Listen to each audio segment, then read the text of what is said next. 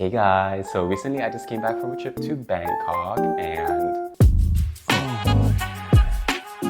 oh my god, it was like so much fun. And one reason why it was like a lot of fun was because of one gay spot in particular, Krubb. So just to give you a general idea of all the gay saunas and bathhouses I've been to. So I've been to Steamworks in Vancouver. I've been to 69 Zone. I've been to Nadam, and I've also been to Nam Spa. And in terms of cruising places, that's basically it. So as you can see, I don't actually have like a lot of experience going to gay saunas, but I can say for sure, out of all of those gay saunas and slash bathhouses that I've gone to, Krubb 100% is the best one that I've been to. Hands down. Like in terms of facilities, in terms of size, in terms of muscly boys, like in terms of all of that, Krubb just like stands out as like being the best place I've been to. And they also have events, which makes things so much more fun. Now let's go over the physical layout and the facilities that this place has. So on the ground floor, right when you walk in, there's like the receptionist booth, and then to the left of the receptionist booth, there's like this dining slash cafe area that you can like sit down and like chill. It's like a little mini common room. But anyways, you enter in, you go to the receptionist booth, and once you check in, the receptionist will give you a bangle. So basically this bangle is like your key to your locker. And also when you like,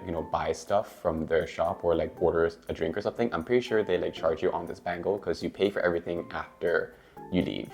After you get your bangle, you go up the stairs, and that's where the locker room and the showers and the toilets are. And what surprised me about this place was that you can actually like walk around in your underwear. So like in other saunas and bathhouses, like for example Steamworks or like 69 Zone here in Vietnam, like you're like expected to like be basically nude with only like a towel to like cover yourself. So in this place, being nude is optional, and you can actually just wear your underwear.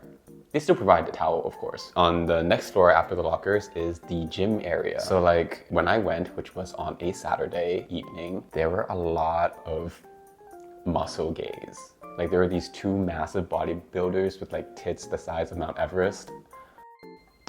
But anyways, after the gym, the next floor is a darkroom area. So this darkroom area is a little strange. At first glance, it just looks like a wall of lockers, but then there's actually like an opening, a door that you can pull. And I only noticed that there was a door when I saw another local like open it. But anyways, once you open the door, you walk in, and there's like this whole dark area where people are like sitting down, and there's this projector like showing porn on the wall, and like there were just people like lying around, touching each other, jacking off, whatever. There's also like small little rooms that you can go into for some private time. And yeah, that's the first dark area. And then there's this second darkroom area on the next floor, which is like, so it's like more of a classic darkroom. On the right, there's like this small pathway, and it's like this small corridor that's really tight and like kind of cramped that you kind of like weave yourself into. Then on the left, there's like this big open space, and throughout this area, there's like small pockets where you could like go into for like some more private time. And in fact, on kind of like the hallway, right across from the big open darkroom space, there's like a private bedroom that like people on the outside can like peer into. There's like this dark glass wall, and I didn't even notice it at first until a local like pointed it out to me. But you can peer in, and if there are people doing stuff inside of that private bedroom, you can like make out their outline, and it's like pretty spicy. But yeah, so that's the second darkroom area. And then on the next floor after the second darkroom area is the bar and jacuzzi place. There's also the sauna and the steam room that you can go into, and that's basically your facilities. Now the jacuzzi area is also where the show happened.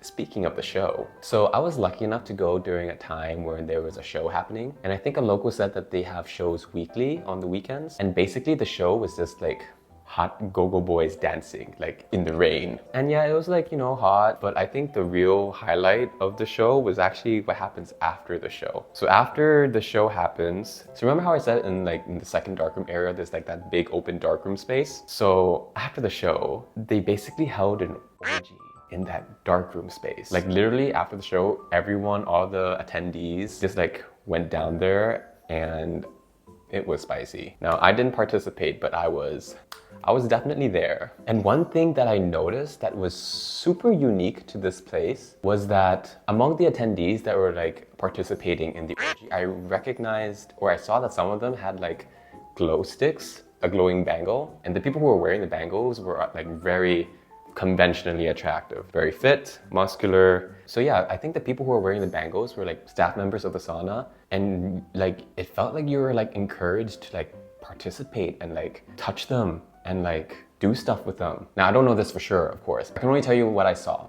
So what I saw was, like when I was there watching the orgy happen, I noticed that there was this one guy who approached one person who was like, you know, had the bangle, this hot dude who had the bangle. He whispered something into the guy's ear, you know, was kind of touching him up. And then after whispering something into that guy's ear, they went into like one of the more private areas of the dark room, which isn't really that private. It was just like this opening that kind of led into like this very small room. And then yeah, they just, the guy with the bangle just like grabbed a condom and some lube and then just bam, they started doing stuff. Other people were like watching and other people started coming up and like touching the guy and all that kind of stuff. And it's like, wow, you can just ask the staff to do stuff with you like that? That was very surprising. Maybe I'm just like really inexperienced. Maybe this is like very commonplace in like other gay saunas and that kind of stuff. But this like really came as a shock to me because we don't have that in Vietnam and definitely not in Vancouver. But yeah, apparently you can just like do spicy things with the staff just by asking. And you know, as I said, I personally didn't participate in the extravaganza this time, but you know what? Bitch, I might be tempted the next time. Now, I don't know how long the orgy lasted since I ended up like leaving pretty soon after it started. Now, the reason why I didn't participate in this extravaganza was because, well, I met a boy.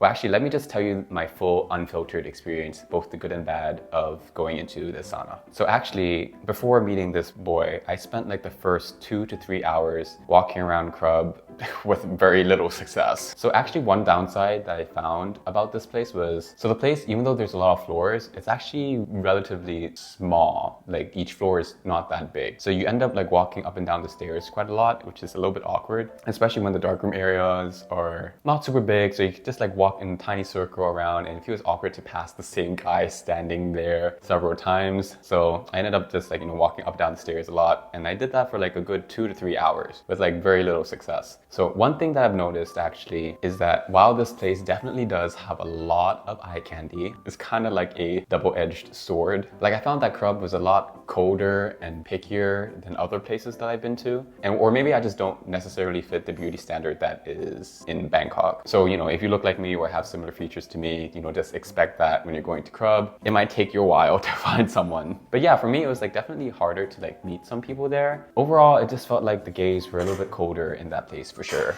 Like, how do I explain it? Like for example, when I'm in 69 zone here in Vietnam, when I walk by someone who I'm interested in, normally I would like give them like a smile or like a little head nod or something like that. And if the other person isn't interested in me, like 50% of the time, they would still like give me a nod, but then like break eye contact right away and like walk in the opposite direction to indicate that they weren't interested in me, which is totally fine, by the way. But you know, at least they were cordial enough to give me an acknowledgement, you know what I mean? But at Krubb, I found that like, even when I like walk, you know, when I made advances or like, you know, gave someone like a nod or like a sign that, you know, hey, they were just completely like cold, pretended I didn't exist and like, you know, just totally like ignored me, which is also fine. No one's like forced to show you attention. You're not entitled to attention. I just wanted to mention that the vibe was definitely colder at Krubb than other places that I've been to. And again, I'm not complaining. I'm just putting it out there so that, you know, if you have similar features to me, if you look like me, you might get this experience too. So I just wanted to put it out there so you can like, you know, temper your expectations a little bit. So I'm like 170, I'm around 65 kg.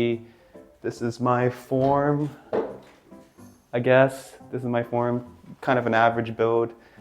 But yeah, so if you have a similar form to me, just expect that treatment. But that doesn't mean all hope is lost. I did end up finding someone eventually and we had a good time. So don't feel discouraged. You know, there's always someone out there for you. And if all else fails, you can get with the staff. Anyways, yeah, this place was a lot of fun. It's definitely the most advanced sauna that I've been to. I'm sure there's a lot of other gay saunas out there that may be better than this one, but I haven't been to them yet. So this one is the best. Anyways, that's all I wanted to say on the matter. I just want everyone to know about this place because I want them to stay in business, you know? I want to go back there again. So yeah, go to Krubb. This is not sponsored, by the way. And if you've been to a place that's better than Krubb, let me know. I would be so down to check it out. And yeah, that's all I had to say for now. So yeah, goodbye and thanks for listening.